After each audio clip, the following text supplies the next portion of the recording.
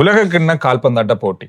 இந்த போட்டிகள் வந்து எப்படி நடக்குன்னு சொன்னா, காலையில் நடக்குது, மத்தியானத்துல நடக்குது, இரவு நடக்குது, பின்னேரத்துல நடக்குது. ஒவ்வொரு நாடுகளுக்கும் வேற வேற நேரங்கள்ல நடக்குது. ஏன்னா இது அமெரிக்கா, மெக்சிகோ, கனடாவில் நடக்கிறதால கிட்டத்தட்ட ஆசிய நாடுகளுக்கு கிட்டத்தட்ட 12 மணித்தியாலத்துக்கு மேல வித்தியாசம். இப்ப பொதுவா அங்க மத்தியானம் தொடங்குது, இரவு வரை நடக்குது 4 போட்டிகள். சில நாட்கள் 5 போட்டியும் இருக்கு. இப்ப நேற்றைய தினம் ஆரம்பம் அல்லது இன்று அதிகாலையில் என்றபடி ஆரம்பம். இன்று அல்லது நாளை என்று சொன்னா எங்களுக்கு நேரம் சொல்றது கிளியர் பண்றதுல குழப்பம் இருக்கு. இன்று சொல்றதா நாளை என்று சொல்றதாண்டு. இப்ப பார்த்தா நாளைக்கும் 2 போட்டி, அதற்கு பிறகு நாளண்டைக்கு பார்த்தோம்னு சொன்னா 5 போட்டி வரும். 5 போட்டி என்ன நேரத்தில் நடக்கும் நம்ம கணக்கில. நாங்க அதான் சொன்னேன், அன்றா எங்கள்ட்ட வீடியோக்குள்ள நாங்க போட்டி எத்தனை மணிக்கு நடக்குதுன்றத சொல்றோம். அதன்படி நீங்க ஃபாலோ பண்ணி பார்த்துக்கொள்ளலாம். சரி, நேற்றைய போட்டி முதலாவது போட்டி எப்பவுமே ஃபுட்பாலுக்குன்ற ஒரு ஸ்பெஷல். அந்த ஆரம்ப நிகழ்வு பிரம்மாண்டமா இருக்கும். அதுல ஷக்கீராவின் பாடல். ஷக்கீரா வந்து உலகக்கிண்ணம் என்றால் அவர் ஒரு ஃபேமஸ். 2010 வக்கா வக்கா பாடலுக்கு பின்னர் இந்த முறையும் வந்து ஒரு நடனமாடி அவர் பாட்டு பாடினாலே அது ஒரு கெத் வரும். அது ஒரு பரபரப்பா இருந்துச்சு. ஒரு கிழமையாவே சோசியல் மீடியா முழுவதுமே எல்லாத்துக்குமே அந்த தீம் தான். அதேதான். 82,000க்கும் மேற்பட்டவர்கள் இந்த போட்டியை நேற்றைய தினம் பார்வையிட்டு இருக்கின்றார்கள். மைதானத்துக்கு நேரடியாக வந்து ஒவ்வொரு நாளும் இப்படித்தான் இதையும் தாண்டியும் பார்ப்பார்கள். இந்த நேரத்தில் நான் சொல்றது, இந்த போட்டிகளுக்கு போறதுக்கு முதல்ல ஏன் இந்த முறை மட்டும் இந்த 3 நாட்டுல நடக்குது பலருக்கு தெரிஞ்சிருக்கு. நிறைய குழப்பம் இருக்கு. ஆனா நிறைய பேர் சொல்றாங்கன்னா பக்கத்துல மெக்சிகோ, கனடா, அமெரிக்கா எல்லாம் பக்கத்துல நாடு தானே, இதுல என்ன பெரிய விஷயம் இருக்குன்றதா நிறைய பேர். இதுல உண்மையான விஷயம் வந்து பிட்டிங் சொல்றது, அதாவது அந்த உரிமையை பெற்றுக்கொள்றது வந்து மிகப்பெரிய போட்டி. காற்பந்தாட்டத்தில் வந்து அது பின்னாம்பெரிய போட்டி. ஒரு நாட்டில் நடக்குதுன்றது பெரிய அந்த ஒரு நாடு எடுத்துக்கொள்றதுன்றது வந்து பெரிய ஒரு விஷயம். இப்ப இந்த முறை போட்டிகளும் அதிகரிக்கப்பட்டது. 2002ஆம் ஆண்டு தான் ஜப்பான் எடுத்தது. ஜப்பான் எடுக்க நாடு சின்ன இடம்ன்றதுனால தென்கொரியாவையும் சேர்த்து கொண்டு அவர்கள் சேர்த்து நடத்தினார்கள். அதை ஒட்டுமொத்தமாக எங்களிடம் இவ்வளவு வசதி வாய்ப்புகள் இருக்கின்றன 2 நாட்டை சேர்த்து காட்டும் போது அது இலகுவாக இருக்கும். இப்பொழுது இந்த முறை அமெரிக்கா தனியாக எடுத்தல் 94க்கு பிறகு இந்த பெரிய அமெரிக்காவாலே எடுக்க முடியல என்றால், அமெரிக்கா நாடாக எந்த அளவு பொருளாதாரத்திலையும் ஏனைய விடயங்களையும் விஷயங்களை வைத்திருந்தாலும் அவர்களுடைய கால்பந்து என்பது உச்சதரத்தில் இல்லை. அந்த பிரச்சனையே பார்ப்பார்கள். இப்பொழுது கடந்த வருடம் கட்டார் எடுத்துக்கொள்கின்ற வேளையில் கட்டார் கால்பந்துக்காக கிடைக்கவில்லை. அவங்களுடைய பொருளாதாரம், கட்டுமானம், எங்களால் இவ்வளவு பணத்தை இதற்காக ஒதுக்க முடியும் என்று காட்டியது அந்த பிட்டுக்காக கொடுக்கின்ற பணம். அவர்கள் பணத்தையும் காட்டி தங்களுடைய வசதி வாய்ப்புகளையும் காட்ட வேண்டுமாக இருந்தால் இந்த 3 நாடுகளை சேர்த்து காட்டும் போது அவர்களுக்கு அந்த வாய்ப்பு இலகுவாக கிடைக்க மாட்டார். 3 நாடுகளுக்கு சேர்த்து கிடைக்கின்றன என்கின்றது கிடைக்கும். இப்ப அதே போன்றுதான் அடுத்த உலகக்கிண்ணம் 2030 எடுக்கின்ற வேளையில் ஸ்பெயின், போர்த்துகல் 2 கண்டங்கள் என்று கூட சொல்லலாம். மொரோக்கோ வந்து ஆப்பிரிக்கா கண்டத்தை சேர்ந்த நாடு, ஆனால் பக்கத்துல அந்த 3 நாடுகளும் சேர்ந்து எடுத்திருக்கின்றன.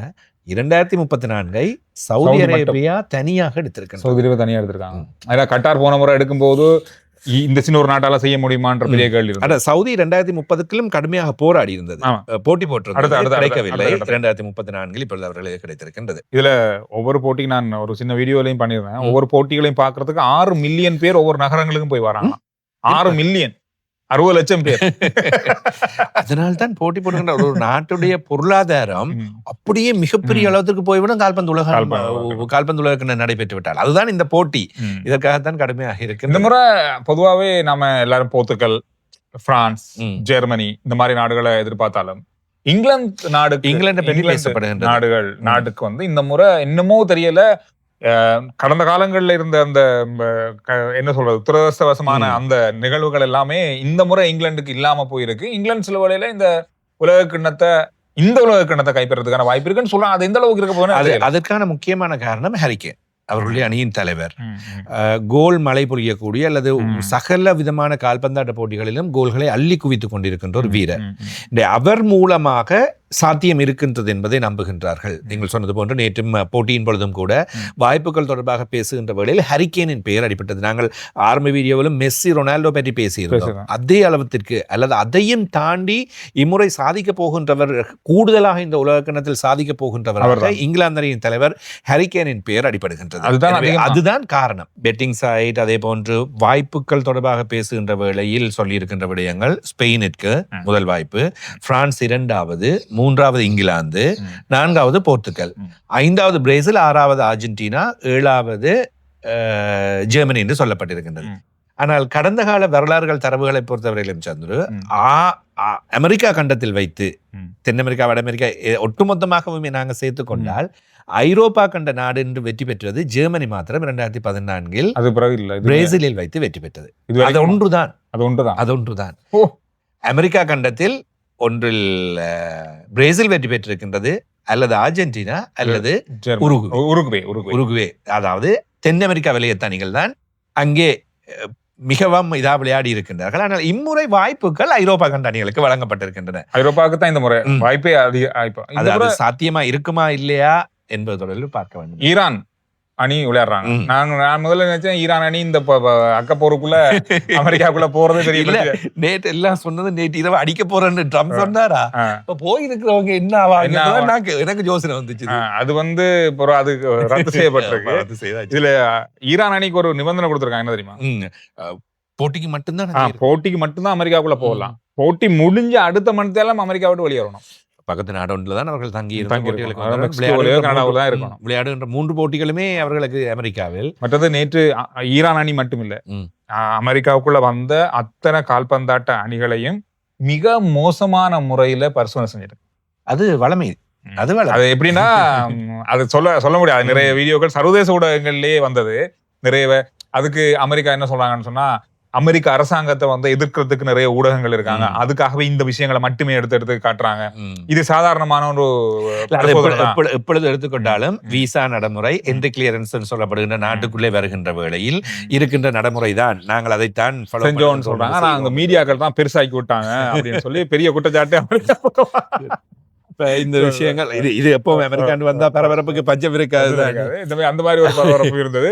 எது எப்படியோ இப்ப போட்டிகள் ஆரம்பிக்கப்பட்டாச்சு. நேற்றைய தினம் தொடங்கினோன்னே சந்துரு பரபரப்பிட உச்சம். முதல் 2 போட்டிகளுமே சப்பா. இன்னும் ஒரு விஷயம் சுவாரஸ்யமா இருந்துச்சு இதை பாக்குறதுக்கு. இந்த முறை பாவிக்கிற இந்த பந்து 3 அந்த வளையங்களை கொண்ட மாதிரி இருக்கு. இந்த பந்து சார்ஜ் பண்ணப்படுது. அதாவது இப்ப அந்த பந்துல ஒரு ட்ரக் பண்ற ஒரு சிஸ்டம் இருக்கு. அந்த பந்து எங்க போகுது, கோர்ட்டுக்கு எல்லைக்குள்ள போனாலும் கூட ஏஐ மூலமா அதை ட்ராக் பண்ணுவாங்க. தப்பி தவறி நடுவர் கோல் போனாலோ கண்டுபிடிக்கிறதுக்கு இலகுவா இருக்கு. நடுவருக்கும் அது தெரியாம இருந்தாலும் கூட அதை 3வது நடுவருக்கு அதை உடனடியாக அறிவிக்கக்கூடிய, அது பந்து வெளியில போய் தான் வந்தது அப்படின்ற மாதிரி. இப்ப அந்த மாதிரி ட்ரக்கிங் இருக்கு. எவ்வளவு வேகத்துல பந்து போகுது, எவ்வளவு எல்லாத்தையும் அந்த தொழில்நுட்பங்களை பாவித்திருப்பாங்க, இருக்கின்றார்கள். அதோட ஒருத்தரை ஒருத்தர் வெளியில போறாரா இல்லையா, கோர்ட்டுக்கு வெளியில போறாரா இல்லையான்றத கூட ஏஐ மூலமா, கேமராக்கள் மூலமா, 3வது நடுவர் மூலமா உள்ள இருக்கிறவர் சொல்றாங்க. இப்ப 3வது நடுவர் நிறைய விஷயங்கள் வந்துவிட்டது. நேற்று ஒருவருக்கு சிவப்பட்டை காட்டப்பட்டது 3வது நடுவர் பரிசீலனையின் மூலம். அது எல்லாமே ஏஐ மூலமா ட்ராக் பண்றாங்க. அது எல்லாமே இப்பொழுது டெக்னாலஜி நிறைய. சில நேரங்களில் அந்த பக்கம் விளையாடுறவருக்கு இங்க இருக்கிற நடுவருக்கு தெரியாம இருக்கலாம், உள்ள வெளியில போனாரா இல்ல, அவர் தேடி பாக்குறதுக்கு நிறைய நேரம். இது அந்த செகண்ட்லயே அந்த மாதிரி மிக அந்த நேரத்தை வேறு விதிமுறைகளின் மூலமாக கூட வேகப்படுத்தப்பட்டிருக்கின்றது. மெக்சிகோ அணி 2-0 என வெற்றி பெற்றிருக்கின்றது தென்னாப்பிரிக்கா அணியோடு தான். இதிலும் ஒரு ஒற்றுமை இருக்கின்றது. இந்த 2 அணிகளும் உலகக்கிண்ணத்தில் முதல் சந்தித்தது 2010ஆம் ஆண்டு உலகக்கிண்ணம். 2010 உலகக்கிண்ணம் தென்னாப்பிரிக்காவில் நடைபெற்ற வேளையில் முதல் போட்டியில் தென்னாப்பிரிக்கா மெக்சிகோ அணிகள் மோதி இருந்தன. அந்த போட்டி சமநிலையாக நிறைவுக்கு வந்தது. இந்த முறை மாறி அதே அணிகள் சந்தித்திருக்கின்றன முதல் போட்டியில். ஆனால் மெக்சிகோ இம்முறை தரப்படுத்தலில் 14வது இடத்தில் இருக்கின்றார்கள். தென்னாப்பிரிக்கா நான் நினைக்கின்ற 60வது இடம் மாதிரி பின்னுக்கு இருக்கின்ற அணி. எனவே மெக்சிகோ மிக பலமான அணி. ஆனாலும் தென்னாப்பிரிக்கா நேற்று நல்ல விளையாடினார்கள். அதே மாதிரி அடுத்த போட்டி செக் ரிபப்ளிக், அதாவது செக்கியாண்டு தான் இப்பொழுது அவர்களை சொல்வார்கள், முதல் செக் குடியரசு. 2006ஆம் ஆண்டுக்கு பின்னர் இந்த முறை விளையாடுகின்றார்கள். 20 வருடத்துக்கு பின்னர் ஐரோப்பாவின் பலமான அணிகளில் ஒன்றாக திகழ்ந்தவர்கள் 20 வருடமாக இல்லை, மீண்டும் இந்த முறை வந்தார்கள். மறுபுறத்தில் விளையாடி கொண்டிருக்கின்றது தென்கொரியா அல்லது கொரியா ரிபப்ளிக் என்று சொல்லப்படுகிற கொரிய குடியரசு. இருவருக்கும் இடையிலான போட்டி மிகுந்த விறுவிறுப்பாக போனது. செக்கியா முதல் பாதியில் கோல்கள் இல்லை. செக்கியா முதலாவது கோலை அடிக்கின்றது 63வது நிமிடத்தில். இன்னும் ஒரு 7 நிமிடத்தில் கொரியா சமநிலை செய்கின்றது. 80வது நிமிடத்தில் 2வது கோலை அடுத்து போட்டியின் போக்கியை மாற்றி கொரியா வெற்றி பெற்று விட்டது. இன்றைய போட்டி 12:30க்கு அமெரிக்கா களமிறங்குகின்றது. சந்திர, எனக்கு அமெரிக்கா கடந்த முறை நல்லாக விளையாடியது. ரவுண்ட் 16க்கு வந்தது, நிறைய ஃபைட் பண்ணினாங்க, கடைசி நேரத்தில் தான் தோத்து போனாங்க. எனக்கு தெரிஞ்சு இப்ப ட்ரம்ப் வேற இருக்கிறார், அமெரிக்காவும் இந்த முறை சிக்கல்களை பல அணிகளுக்கு கொடுக்கும். அமெரிக்காவை பொறுத்தவரையும் கூட தரப்படுத்தலில் 17வது இடத்தில் இருக்கின்றார்கள். ஆக முன்னணியில் இருக்கின்றார்கள். முன்னொரு காலம் இருந்தது மிகவும் பின்னுக்கு இருந்தவர்கள். அதே போன்று உருகுவே 40வது இடத்தில் இருக்கின்ற அணி, அது பெரிய அளவில் ஒர்க் அவுட் ஆக போறதில்லை. இன்னொரு போட்டி கனடா மற்றும் பொஸ்னியா அணிகளுக்கு இடையில் நாளை காலை 6:30 சனிக்கிழமை காலை 6 இலங்கை நேரப்படி நடைபெறப் போகின்றது. கனடாவும் குறை சொல்லக்கூடிய அளவில் இல்லை. கனடா பொஸ்னியான் ஒப்பிட்டால் கனடா பலமான அணியாக முன்னணியில் காணப்படுகின்றது. அவர்களும் தொடர்ச்சியாக உலக கிண்ணத்தில் இப்பொழுது விளையாடி கொண்டிருக்கின்றார்கள்.